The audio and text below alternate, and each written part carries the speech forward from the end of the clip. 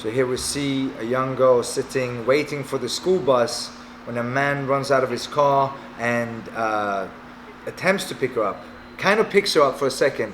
She fights back. I don't see his knife, but apparently he had a knife in his hand. And when she fights back, he runs back into the car and takes off. Here's a very common mistake when it comes to abductions.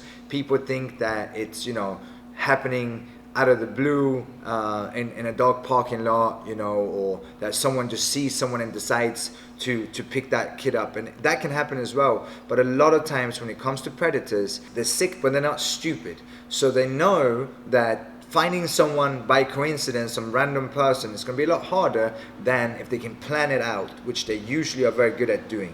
They're very good at looking for patterns. So for example, in this case, the young girl gets picked up from school at the same place every day, and apparently it says here that he had been most likely stalking her for about 2 weeks.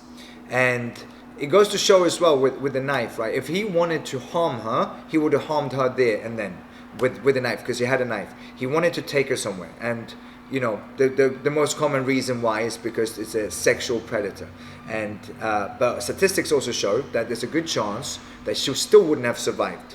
She did the only thing to save her life, which was to fight back, because she became a difficult target, kicking and screaming. She doesn't have martial arts training, but to be able to do that is key, and to show aggression, make yourself a difficult target. We talk about fight or flight. Flight wasn't an option. Fight was her only option in this case. But another thing that happens a lot of times is fawn, where the person thinks, if I'm nice, they're going to be nice to me.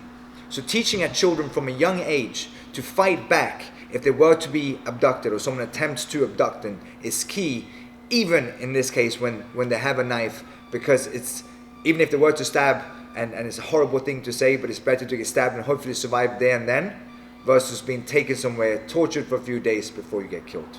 Share this with a loved one.